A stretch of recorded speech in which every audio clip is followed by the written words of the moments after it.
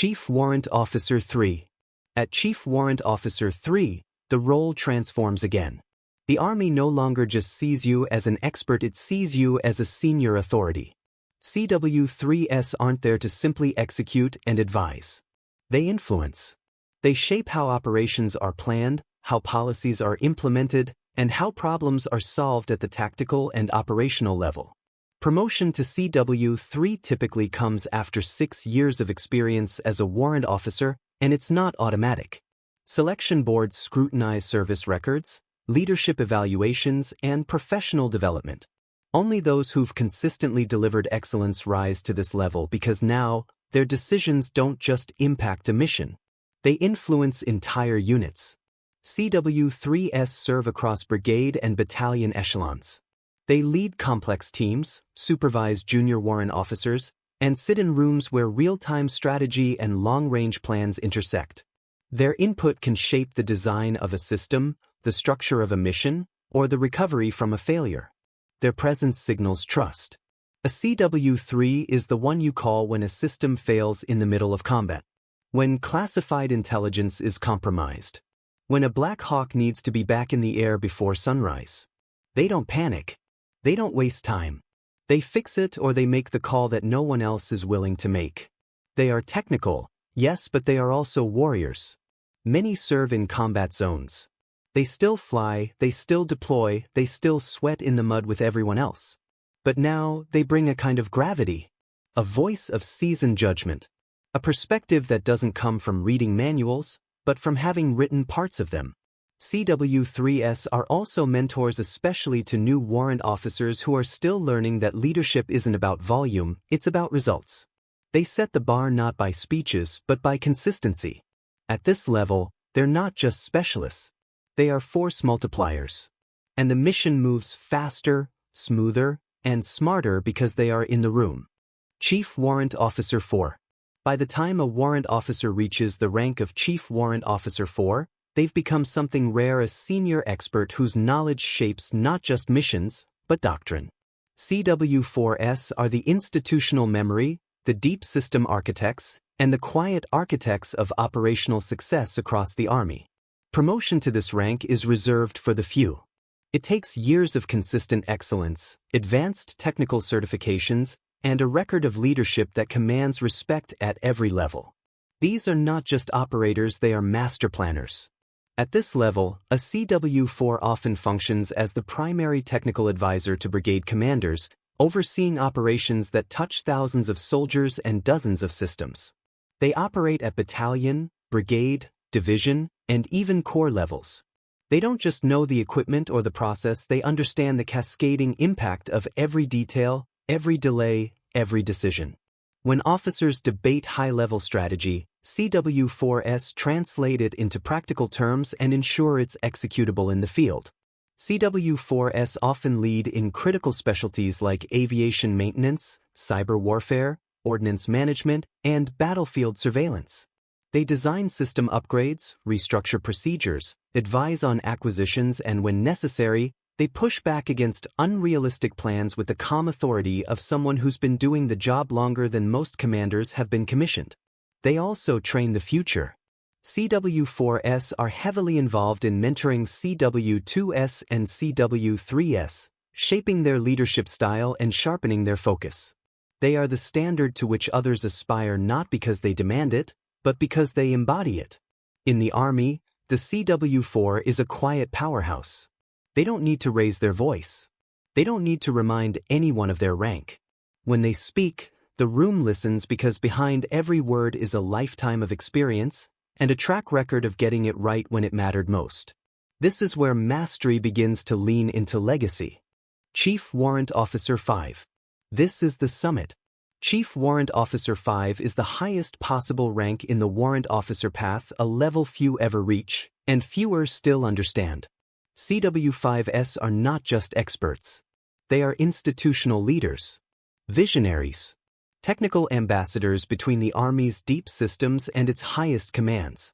Promotion to CW5 is exceptionally rare. Candidates must not only possess decades of distinguished service, but also demonstrate unmatched leadership, innovation, and influence across the force. There is no checklist for becoming a CW5, only a record that speaks volumes, and a reputation strong enough to carry across commands. CW5s serve at the strategic level: core, division, joint commands, and special operations. They no longer just fix systems. They shape them. They review doctrine, guide modernization efforts, develop long-range operational plans, and serve as key advisors to general officers and the Department of the Army. In the room full of stars, the CW5 is often the most seasoned voice and the most grounded. They carry no illusions. Their authority comes not from command, but from clarity. They understand the consequences of every glitch in a system, every breakdown in process, every delay in communication, because they've spent their lives solving them. They are also the stewards of the Warrant Officer Corps itself. They train and develop the next generation, preserving the standards, traditions, and ethos that define what it means to be a warrant officer. Their mentorship isn't just technical, it's moral. It's about how to lead with humility in a world that doesn't always understand the weight of what you carry. CW5s are often pulled into global initiatives. They consult with allied militaries, participate in cross-branch planning, and lead innovation programs to keep the Army competitive in a rapidly evolving threat landscape. The insignia, a single silver bar with a thin black stripe, is subtle, understated, and that's fitting. CW5s don't chase attention. They guide it. They don't raise their voices. They raise standards. And in the quiet, deliberate way only true experts can, they change everything around them. This rank doesn't just represent mastery, it represents trust at the highest level. Second Lieutenant. The gold bar. The most junior of commissioned officers. Yet, despite being at the bottom of the officer hierarchy, the second lieutenant steps into the Army with one of the most critical and challenging responsibilities: leading troops in combat. Second lieutenants are fresh from commissioning sources West Point, ROTC, or Officer Candidate School. They carry rank from day one, but not experience. And everyone knows it. That's why the Army surrounds them with a support structure: a seasoned platoon sergeant, experienced non-commissioned officers, and a team of soldiers who are watching their every move. Their job is to lead a platoon, usually 15 to 50 soldiers. That includes issuing orders, planning missions, making split-second decisions under pressure, and taking full responsibility for everything their platoon does or fails to do. It's trial by fire, and the learning curve is steep. What separates the good second lieutenants from the rest isn't arrogance or bravado, it's humility. The best ones listen first, lean on their sergeants, and learn fast. They show up prepared, absorb feedback without ego, and grow into their authority instead of wielding it blindly.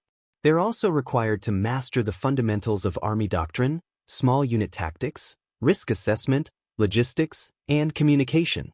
They attend Basic Officer Leader Course, BOLC, where they receive foundational training before assuming command. Promotion to first lieutenant typically occurs after 18 to 24 months. But that time is critical. It's where the Army evaluates potential. Some will become lifelong leaders. Others will falter under the pressure. Either way, the Army watches closely. The gold bar is heavy not in weight, but in expectation. It says, you are responsible for the mission, for the morale, for the lives of your soldiers. At this level, leadership is not about having all the answers. It's about asking the right questions, staying calm when it counts, and earning the respect that the insignia alone cannot command. This is where commissioned service begins, not with certainty, but with the courage to step forward anyway. First Lieutenant. The gold turns to silver, and with it, expectations rise. A first lieutenant is no longer brand new. They've worn the uniform under pressure, led troops through real-world challenges, and made decisions with real consequences. The Army now sees them as steady, capable of both executing and adjusting without needing constant supervision. Typically promoted after 18 to 24 months of service as a second lieutenant, the first lieutenant continues many of the same duties, leading a platoon or serving as a staff officer, but now with sharper instincts and greater trust. Their orders carry more weight. Their judgment is less questioned. They've learned to think not just tactically, but strategically. Some first lieutenants are still leading platoons, especially in combat arms units. Others begin serving as executive officers, EXOs, at the company level, managing logistics, planning, and administration for units of up to 150 soldiers. In these roles, they're expected to think ahead, streamline operations, and ensure their commander's vision becomes real action on the ground. They also become key links between junior officers and senior leaders. They know what it's like to be overwhelmed, to face uncertainty, to step into chaos and find their bearings. And because of that, they begin guiding younger lieutenants, just entering the fight not officially, but through quiet mentorship that matters more than any handbook. This is the rank where confidence solidifies. Not arrogance but earned self-assurance. First lieutenants begin to understand how the Army works at every level. Its systems, its people, its politics. They see where decisions are made and how they ripple out through formations. They also begin to see where they themselves fit into that structure. Promotion to captain is next. And while it may be expected, it's not guaranteed. Leadership evaluations, mission performance, and the ability to think beyond the immediate all play a role. Because the Army knows, at 03, the responsibility will multiply and not everyone is ready for that weight. For now, the first lieutenant carries the experience of action and the potential for command. They're no longer finding their voice. They're using it. Captain. The captain doesn't just lead, they command. At this rank, an officer takes full control of a company-sized unit, typically around 150 soldiers. It's a role that demands presence, decisiveness, and the ability to carry pressure without flinching. Because when you're the captain, the mission's success or failure lives on your shoulders. This isn't theoretical leadership anymore. It's direct, daily, in the field, in the office, and in every single decision. Captains are responsible for planning training exercises, enforcing standards, managing logistics, overseeing readiness, and leading their troops during deployments or combat. Their relationship with their first sergeant becomes the core of unit functionality, a blend of officer vision and enlisted enforcement. But the role extends beyond tactics. Captains are often responsible for the professional development of their officers and NCOs. They write evaluations that influence careers. They manage conflict, address personal crises, and shape the culture of their unit. When a soldier needs help, a family falls into crisis, or morale starts to waver, the captain feels it first. To reach this rank, an officer usually serves 2 to 4 years as a lieutenant, completing the required captain's career course along the way. Promotion is not just about competence, it's about consistency, clarity under pressure, and the ability to turn plans into action without micromanagement. Captains may also serve in specialized roles outside company command in intelligence, logistics, cyber, aviation, or civil affairs depending on their branch. They may be attached to higher commands, helping shape policy or manage large-scale operations. Even in these positions, their core value remains the same: clear thinking, leadership under fire, and the ability to unite people around a mission. This rank is a proving ground for future senior leaders. Some will rise to battalion command, others to strategic influence. But every general remembers the weight of being a captain: the phone calls, the midnight decisions, the quiet moments of doubt, and the pride of seeing soldiers succeed under their watch. A captain wears 2 silver bars. But they carry a burden that outweighs them. Major. The major is the turning point. The shift from tactical leadership to operational strategy. At this rank, officers are no longer just commanding teams, they're orchestrating movements, synchronizing departments, and ensuring the Army's vast machinery runs without a hitch.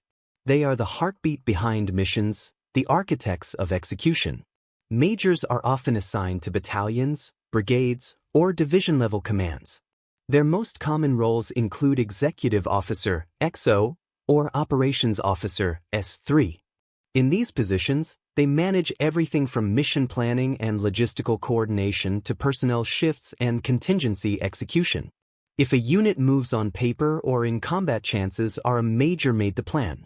They're also the bridge between vision and practicality. When generals issue guidance and company commanders face the field, it's the majors who interpret, translate, and synchronize both ends. Their job isn't to lead at the front, it's to ensure the front is ready, supported, and moving in rhythm with the larger objective. Promotion to major requires about 10 years of service and completion of intermediate-level education such as the Command and General Staff College. But the real qualification is judgment.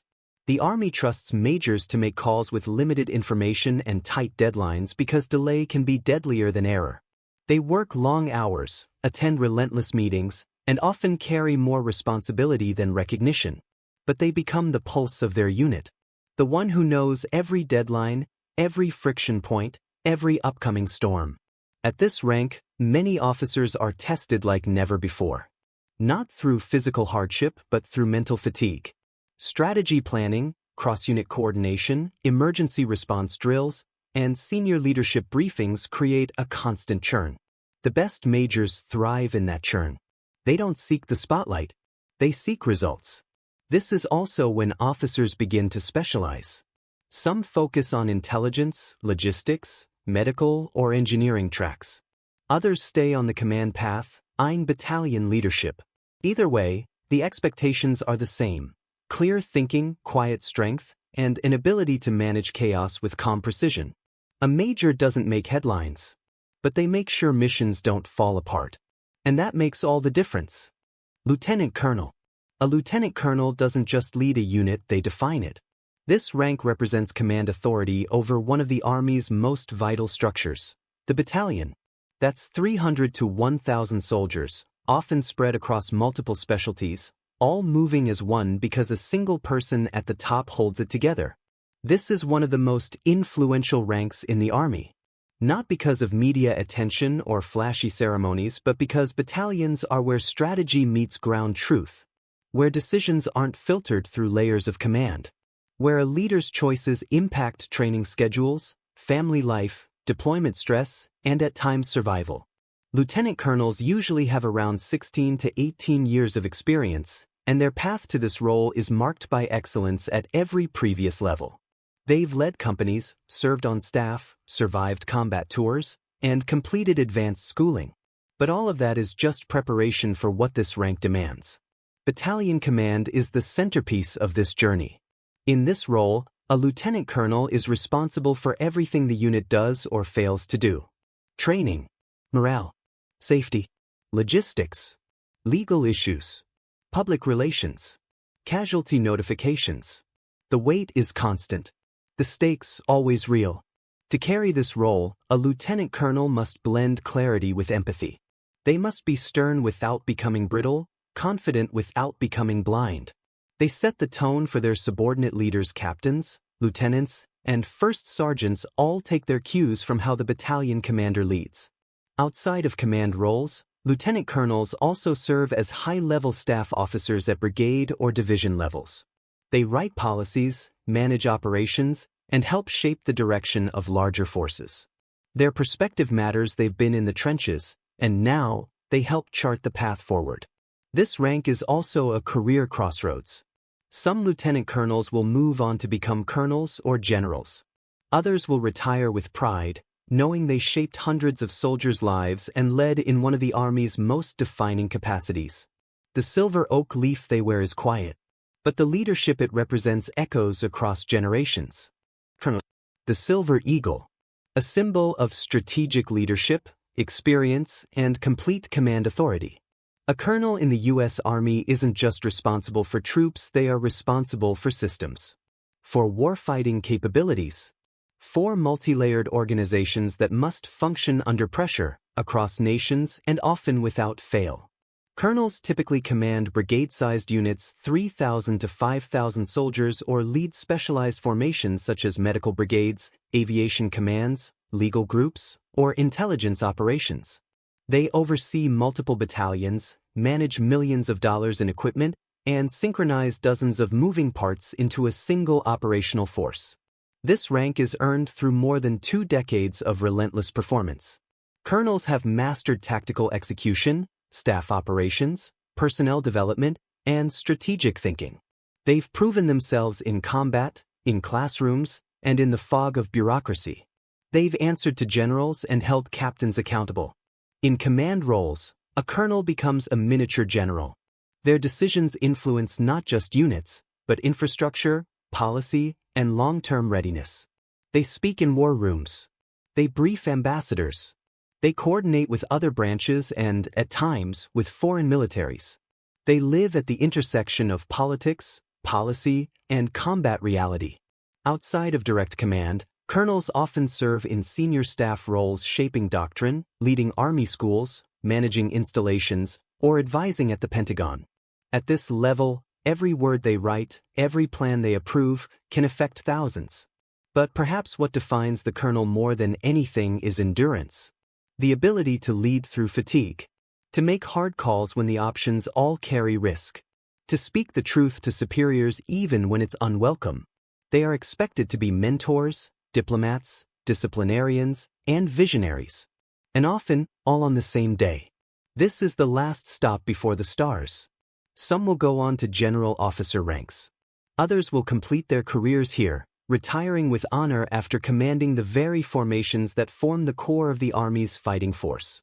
The Silver Eagle is large, deliberate, and unmistakable because when a colonel leads, it's not just a unit that follows.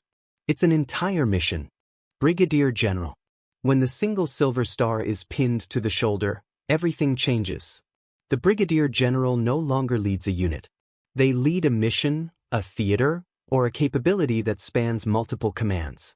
They are the gateway to the General Officer Corps, the first rank where the scope of leadership becomes truly strategic. Brigadier generals often serve as deputy commanders of brigades, divisions, or major commands. Some oversee specialized task forces, joint operations, or international partnerships. Their job isn't to manage soldiers directly, but to guide the leaders who do. Their influence flows downward through dozens of commanders, each shaping hundreds or thousands of lives. Promotion to this rank is extremely selective. Officers must be nominated by the President of the United States and confirmed by the Senate. It requires a record of near-flawless service years of operational excellence, innovation under fire, and the ability to navigate the Army's political, logistical, and human terrain. Many great officers never reach this rank. Those who do carry the unspoken burden of being the face of the institution. At this level, a general's presence is strategic. Their time is measured in calendars, not clocks. They sit in command briefings, make decisions that affect entire regions, and shape policies that ripple through global installations. They advise other branches, work alongside foreign militaries, and represent the Army in diplomatic and political arenas. But even with all this authority, brigadier generals are often the most watched officers in the military. They're expected to be flawless in conduct, in communication, in clarity of purpose. One misstep can ripple across commands. One misjudgment can cost lives, resources, or international credibility. And yet, the best brigadier generals don't flinch. They lean into the responsibility. They lift up the colonels behind them. They keep the generals above them informed. And they never forget the weight of that first star, the one that tells the world, you've crossed into something greater than yourself. This isn't the summit, but it's the climb toward it. And every decision from here on out is made in the rarefied air of history, scrutiny, and legacy. Major General. 2 stars. A title that echoes across installations and through command posts. Major General. At this level, leadership is not about tactics. It's about vision, coordination, the ability to see the battlefield as a mosaic of units, capabilities, and international consequences and shape that mosaic into something coherent and lethal. Major generals typically command division-sized units, which consist of around 10,000 to 15,000 soldiers. These are self-sustaining fighting forces with their own infantry, armor, artillery, aviation, logistics, and support elements. It's a command post that mirrors the complexity of a small city. And one voice at the top decides how it all moves. Promotion to Major General requires appointment by the President and confirmation by the Senate. It's not just about performance. It's about presence. A Major General must embody the Army's ethos, disciplined, principled, and unwavering under political, operational, and moral pressure. They are responsible for the strategic readiness of their division, training, personnel health, combat effectiveness, equipment integrity, and alignment with higher-level guidance. They brief 3-star and 4-star generals. They coordinate with joint commands and NATO allies. And when crises strike, whether on a battlefield or in humanitarian relief, they are often among the first senior leaders deployed forward. But this isn't a rank of detachment. The best major generals remain deeply human. They remember what it was like to be a lieutenant in the mud, a captain under fire, a colonel commanding troops in the cold. That memory shapes how they lead now, with clarity, decisiveness, and a deep respect for those carrying rifles at the edge of the mission. Many also serve in non-combat roles, overseeing training commands, installation management, logistics hubs, or global planning cells. Their signature can trigger mobilizations. Their words can influence policy. Their decisions often have international implications. This rank is a threshold few ever pass it. Fewer still wear it long. The expectations are enormous. The scrutiny, constant. But for those who thrive here, the impact they leave behind isn't measured in medals. It's measured in the soldiers they prepared, the operations they led, and the peace or victory they helped secure. Lieutenant General. 3 stars shine not for rank but for reach. The Lieutenant General stands at the intersection of national defense and global influence. At this level, an officer no longer commands just soldiers. They command doctrine, alliances, infrastructure, and in some cases, history itself. A lieutenant general typically leads corps-level formations or holds senior positions within major army commands. Some serve as commanders of entire theaters, regions covering tens of thousands of troops and multiple countries. Others manage institutions like Army Training and Doctrine Command, TRADOC, Forces Command, FORSCOM, or serve on the Joint Staff. Their decisions impact how the entire Army trains, fights, evolves. To be promoted here, an officer must be nominated by the President, confirmed by the Senate, and selected for a role that requires this level of responsibility. There are only a limited number of active 3-star billets at any given time, each tied to a specific job. Leave the job, and you return to 2 stars. Unless you rise higher. The scope of this rank is staggering. A lieutenant general can influence weapons development, multi-branch operations, interagency coordination, and high-level military diplomacy.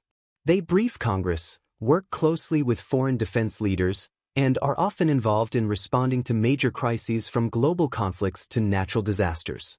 But with that reach comes relentless pressure. Every word is scrutinized. Every decision becomes precedent. They must think like policymakers, but act like warriors. Lead with confidence, but adapt without hesitation. And all the while, they must represent the Army's highest values to the public, to the troops, and to the world. They are also mentors to generals below and peers to 4 stars above. Their voice can change a campaign. Their silence can stall one. Their signature can launch a brigade, redirect a deployment, or shape how a nation responds to conflict. Few wear 3 stars, fewer still wear them well. The ones who do understand that leadership isn't about being followed, it's about creating clarity when the fog is thickest. General. For stars.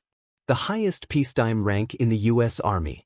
A general commands not just soldiers or strategies, they command nations' confidence, alliances' trust, and the full weight of American military doctrine. Promotion to this rank is exceedingly rare. It requires nomination by the President, Senate confirmation, and appointment to one of the few positions authorized for 4-star rank. These include commanding the entire U.S. Army, Chief of Staff, leading geographic combatant commands like CENTCOM or AFRICOM, or holding a Joint Chiefs position in Washington. Generals oversee hundreds of thousands of troops and manage billions of dollars in military assets. Their voice shapes global readiness. Their recommendations influence foreign policy. Their leadership becomes a matter of national security. This is the level where military leadership merges with statecraft. A general may brief the President, advise Congress, or coordinate operations with the Secretary of Defense and NATO allies. They sit at the table where wars are weighed, alliances are reinforced, and futures are decided. But they're not just strategists. They are commanders expected to lead massive institutions with efficiency, moral clarity, and an unwavering commitment to both victory and integrity. A general balances risk at the highest level. Every move is calculated, every consequence anticipated. Their words carry enormous influence not just within the army, but across the Department of Defense and the world stage. When a general speaks, markets listen. Allies lean in. Adversaries measure. And yet, despite the power, the best four-star generals remain grounded. They remember their days as lieutenants, their sleepless nights as battalion commanders, their mentors and their mistakes. They use that memory to build trust, shape policy, and mentor the next generation of warfighters and peacekeepers. The four-star insignia isn't just a symbol of command. It's a commitment to serve at the highest level with absolute clarity and total accountability. General of the Army, 5-star. It's more than a rank. It's a symbol of total war, absolute command, and a moment in history where the survival of nations hangs in the balance. The General of the Army wears 5 stars not for authority, but for necessity. This rank is not active in peacetime. It is reserved for moments when the U.S. military must speak with one voice, across oceans and generations. Only 5 men in modern American history have worn this rank: George C. Marshall, Douglas MacArthur, Dwight D. Eisenhower, Henry H. Arnold, and Omar Bradley. Each one appointed during World War II, each entrusted with leading millions of troops across continents. The title is awarded by Congress, and only during war. It elevates a general above all others, even above 4-star peers, to ensure unity of command across Allied forces or multiple U.S. theaters. The rank was created to match equivalent positions in Allied nations, like Field Marshal in the UK or Marshal of the Soviet Union. A general of the army doesn't command a unit. They shape a war. They design coalition strategy, decide when and where to strike, and coordinate entire fronts of combat. Their decisions alter the course of global history. Their signature can move fleets, ground armies, and alter political alliances. But what defines a 5-star general isn't just authority, it's legacy. Eisenhower would go on to become president. Marshall would create the plan that rebuilt Europe. MacArthur's name became doctrine. These men were not just warriors, they were architects of the post-war world. No officer has held this rank since 1950. But it remains on the books, ready to be reactivated, should the scale of conflict ever demand it again. The 5 stars are worn in a straight line, stark, solemn, impossible to ignore. They're not just a symbol of power. They are the Army's highest expression of trust in a single leader, at the most dangerous moments in world history. This is where the rank structure ends. Not at a position, but at a promise, that when the moment calls, the Army will answer with its best. If you find this video insightful and informative, don't forget to like, share, comment, and subscribe to the channel.